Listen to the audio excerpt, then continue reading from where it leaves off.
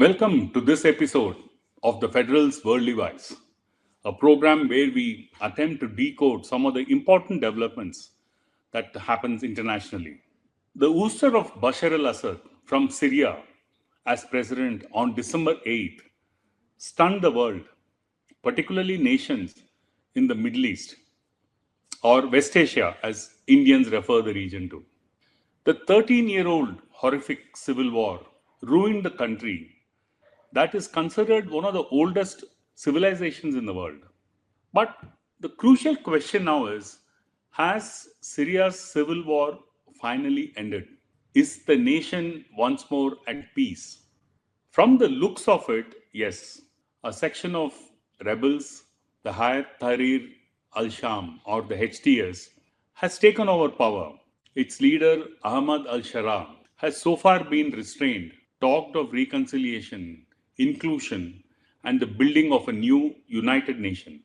Yet, there is a sense of discomfort within Syria and among its neighbors. Within Syria, there are deep fault lines that need to be bridged. The minority Shia Alawite sect of Bashar al-Assad has been dislodged from power. Its place has been taken over by the Sunni majority represented by Ahmad al-Sharaa.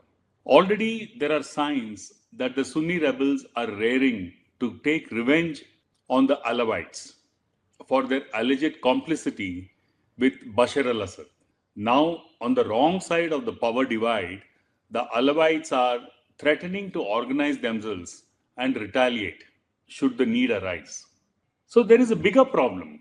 The Kurdish dominated Syrian democratic forces based in the northeast of the country, bordering Turkey, while all other factions of the erstwhile rebel forces, including the Free Syrian Army, have joined the HTS in forming the new transitional government in Damascus, the Kurdish SDF is not in the picture. That is because the Kurdish SDF is considered a terrorist group by Turkey.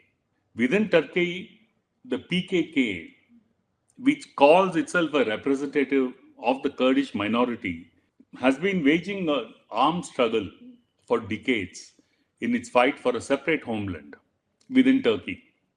The Turkish government claims that the SDF in Syria contains PKK affiliates, which automatically makes it a terrorist group from Ankara's point of view. And the Turkish government of Recep Tayyip Erdogan will have nothing to do with it. Yet, the SDF's biggest backer is the United States, which is also Turkey's ally. And the US, along with Israel, played a huge role in the ouster of Bashar al-Assad. Now, this leaves Ahmad al-Sharaa in a dilemma. The SDF is an ally in the internal rebellion to overthrow Bashar al-Assad, but he cannot afford to antagonize Turkey by accommodating it within the fledgling government. He has time until March to take a call on SDF when a new Syrian transitional government is expected to be formally in place. A small mistake can turn into an explosive situation on this front. Ahmad al-Sharia needs to balance two bitter rivals, Turkey and the Kurd forces. How is he going to do it? Regionally, Turkey is the nation that potentially can dominate the discourse within Syria. A new player is now staking claim to play a big role there, which is Israel. Already since the December 8 events, Israel has unilaterally occupied the no man's land in Golan Heights, bordering Syria and Israel. In a series of airstrikes, Israel over the past month has destroyed Syria's military base, several bases, and arms warehouses in an effort to neutralize Damascus. Turkey, a nation with a long standing with Israel, may not see this as a big problem, but that is not the case with Iran's Islamic regime, a die-hard enemy of Israel. Already, Iranian officials have warned that Tehran's response to events in Damascus will depend on Syria's future relationship with Israel. Ahmad al-Sharaa, by all indications, will not oppose Israel and is likely to have friendly ties with the Benjamin Netanyahu government, in which case the Ayatollah Khomeini ruled Iran will activate its supporters within Syria and its affiliates in the neighborhood to resist the new government in Damascus. Of course, Iran is severely weakened with the fall of Syria, of the Syrian president Bashar al-Assad, as he was a key part of Tehran's axis of resistance, along with the decimation of its protege, the Hezbollah in Lebanon. Iran's power is drastically cut. Further, with Israel assassinating top Iran officials and a close ally, Ahmad of the Hamas, it has virtually prevailed upon Iran.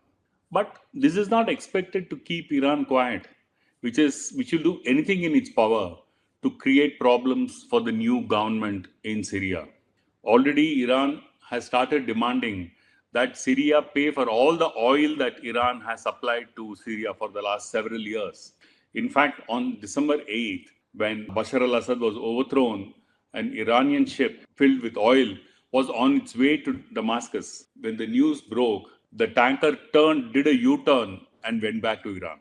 So makes it very clear where Iran stands as far as Syria is concerned. Russia too is withdrawing its military assets from Syria and is likely to shut down its bases there. Depending on how the new Syrian government plays its cards, Russia too will take a call in conjunction with Iran if the need arises. Of course, a lot will depend on the fate of the ongoing war with Ukraine. The arrival of Donald Trump for a second term in office could work to Moscow's advantage, but that is still to be seen. For the time being, both Russia and Iran, two big supporters of Bashar al-Assad, have been effectively neutralized by the lightning developments in Syria.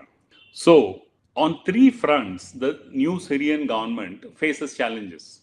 One, internally to bring about reconciliation among its various factions, including rebels and pro-Bashar al-Assad groups.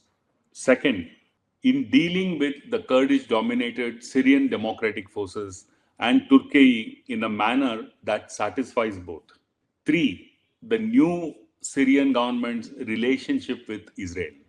Already, the Syrian leader Ahmad al-Sharaa has climbed down from his former rigid authoritarian attitude to one of flexibility and openness. Syria's future will depend on how genuine is his shift to a more accommodative mindset.